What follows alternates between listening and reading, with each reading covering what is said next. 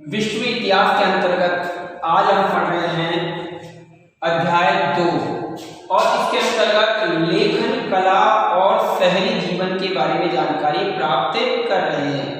तो सबसे पहले आपको इतिहास के अंतर्गत ध्यान होना चाहिए कि जिस काल में लेखन कला का विकास हुआ वह काल ऐतिहासिक काल कहलाता है, और जिस काल में लेखन कला का विकास नहीं हुआ अर्थात इस काल में जिस प्रकार से लेखन कला किसी प्रकार से विकसित नहीं हुई थी तो वह काल कहलाता है प्रागैतिहासिक काल। इस प्रकार से प्रागैतिहासिक काल और ऐतिहासिक काल, तो प्रागैतिहासिक काल के लिए हमने कहा है कि इस काल में किसी भी प्रकार की लेखन सामग्री लेखन का कोई भी विकास नहीं हुआ था। तो जिस काल में लेखन विकास नहीं हुआ वह काल कहलाया प्रागैतिहासिक काल, और जिस काल में लेखन कला का विकास हुआ वह कहलाया ऐतिहासिक काल। इसी संदर्भ में विश्व संदर्भ में हम पढ़ रहे हैं आज मेसोपोटामिया, और मेसोपोटामिया की जो समकक्ष सभ्यता थी वह भारतीय सभ्यता थी, सिंधु घाटी सभ्यता। और इसी के समकक्ष जो विश्व की सभ्यताओं में से यानी सिंधु घाटी सभ्यता के समकक्ष जो विश्व की सभ्यता में आता है नाम वह आता है मेसोपोटामिया का। इस प्रकार से इसके बारे में अध्ययन कर रहे हैं। तो मेसोपोटामिया एक यूनानी भाषा का शब्द है, और यूनानी भाषा का शब्द मेसोस जिसका मतलब होता है मध्य, और दूसरा पोटेमोस, पोटेमोस का मतलब होता है नदी।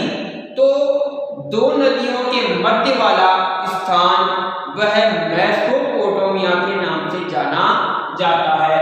दो नदियां की हम बात करें तो दो नदियां कौन सी, दजला और फरात। तो दजला और फरात नदी के मध्य वाला स्थान वह पूर्व काल में यानी जो हमारी सभ्यता थी सिंधु घाटी सभ्यता उसी के समकक्ष एक सभ्यता विकसित हुई जिसको हमने नाम दिया मेसोपोटामिया की सभ्यता। तो मेसोपोटामिया की सभ्यता दजला और फरात नदी के किनारे पर विकसित हुई सभ्यता थी। और आज का जो इराक गणराज्य है, इराक गणराज्य में यह उस समय विकसित एक मेसोपोटामिया सभ्यता थी। तो इस प्रकार से तो वहां पर जो सुसंपन्न और इस प्रकार से गणित, खगोल विद्या, साहित्य विद्या के लिए आज से लगभग 2000 ईसा पूर्व से या 2500 ईसा पूर्व के पूर्व यह सभ्यता सुसंपन्न सभ्यता थी।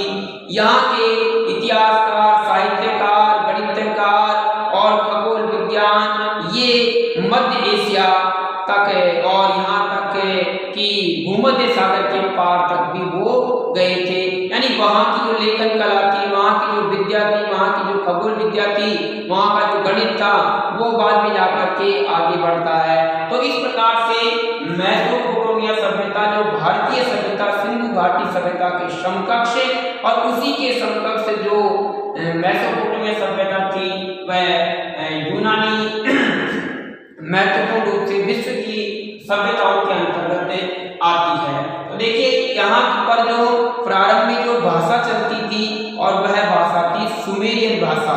मेसोपोटामिया की बात करें मेसोपोटामिया की तो प्रारंभ में वहाँ पर सुमेरियन भाषा थी, बाद में जाकर के वहाँ पर अकद्दी भाषा ने रूप धारण कर लिया, बोली जाने वाली भाषा अकद्दी होगी।